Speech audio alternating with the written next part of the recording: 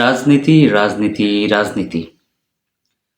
ক্রিকেটটাকে রাজনীতি একদম গ্রাস করে ফেলছে। সেটা আমাদের বাংলাদেশের রাজনীতিই হোক কিংবা ভারতের রাজনীতিই হোক। একটা প্রশ্ন করতে চাই। আমার এই ভিডিওটা স্পেশালি যারা বাংলাদেশের দর্শক আছেন তাদের কাছে ভালো নাও লাগতে পারে, বিকজ আমি কয়েকটা সত্যি কথা বলবো। কোনো দলের সমর্থনে না, কোনো পার্টিকুলার কারো সমর্থনে না, বাট লজিক্যালি মনোযোগ দিয়ে শুনবেন, আশা করি বুঝতে পারবেন। গালিগালাজ না হয় পরেই করলেন। মোস্তাফিজুর রহমানকে নিয়ে জল কম ঘোলা হচ্ছে না।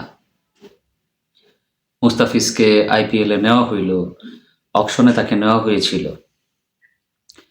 9,20,00,000 রুপিতে।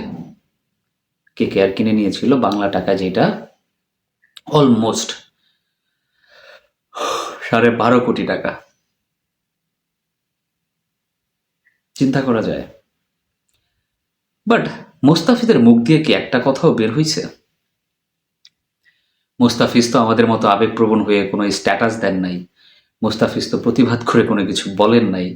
যত কিছু বলার শুধুমাত্র তো আমরাই বলে যাচ্ছি। মুস্তাফিজ কেন বলছেন না? বিকজ হি নোজ হয়তোবা কখনো না কখনো পরিস্থিতি ভালো হতে পারে। এখন আমি যে কথাটা বলতে যাচ্ছি সেটা হচ্ছে, রাজনীতিটা কি শুধুমাত্র ভারতই করেছে ক্রিকেট নিয়ে? বাংলাদেশ কি কখনোই কোনো ধরনের রাজনীতিতে জড়ায় নাই ক্রিকেট নিয়ে? আচ্ছা, সাকিব আল হাসানকে যেন কেন ক্রিকেট খেলতে দেওয়া হচ্ছিল না? কেন? সাকিব আল হাসানের পারফরমেন্স খারাপ? সাকিব আল হাসান কি রান করতে পারছেন না? না, আইএল টি-20তে তো সাকিব আল হাসানের টিম ফাইনাল খেললো। 5-6টা ম্যাচ খেলে Shakib Al Hasan 2-2টাতে man of the ম্যাচও হইল। তাহলে রিজন কি? রিজন তো একটাই, সাকিব আল হাসান একটা নির্দিষ্ট দলের হয়ে পলিটিক্স করতেন, আর সেই পলিটিক্সের দায়ভার তার কাঁধে এমন ভাবে পড়ছে যেখানে আপনারা 18 বছরের ক্রিকেট ক্যারিয়ারকে ভুলে 8 মাসের একটা রাজনীতির জন্য সাকিব আল হাসানের পুরো ক্যারিয়ারটাই শেষ করে দিলেন। পলিটিক্স তো ভাই আপনারাও করছেন। এবার আসেন ভারতের কথায়। ভারত অন্য একটা দেশ। সেই দেশের তারা যেভাবেই দেখুক, তারা দেখছে আমরা ভারতকে নিয়ে অনেক কটু কথা বলি, অনেক বাজে কথা বলি, অনেক ধরনের কুরুচিপূর্ণ কথা বলি, ইভেন কি তাদের পতাকাও আমরা মারাই। তাহলে ভারত এই রাজনীতিটা করলে দোষের কি? আপনারা নিজের দেশের মানুষের সাথেই করেছেন ক্রিকেটে রাজনীতি, সেখানে অন্য একটা দেশ যদি এসে রাজনীতি করে,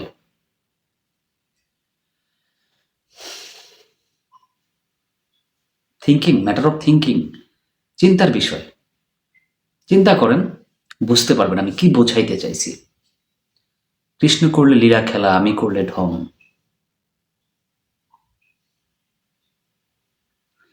আজকে যদি আমাদেরকে বাদ দিয়ে দেয় আইসিসি, আমরা কি করতে পারবো?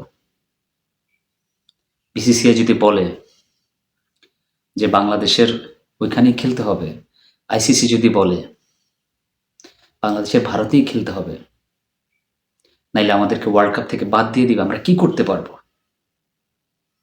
এমনও তো হইতে পারে আমাদের উপর একটা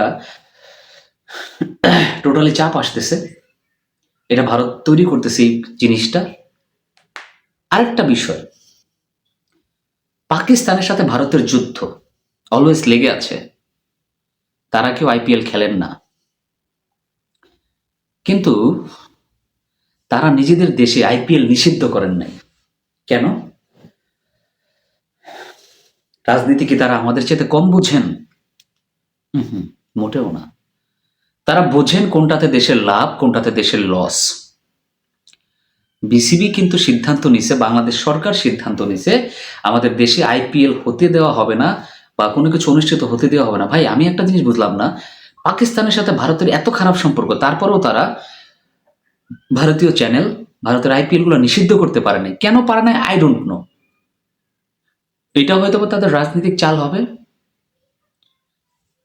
দিন শেষে আমি একটা কথাই বোঝাইতে চাইতেছি, রাজনীতি সবাই করে, কিন্তু ক্রিকেটের ভিতরে রাজনীতি আনাটা কারোর জন্যই ঠিক না। হোক বাংলাদেশ, হোক ভারত, হোক পাকিস্তান।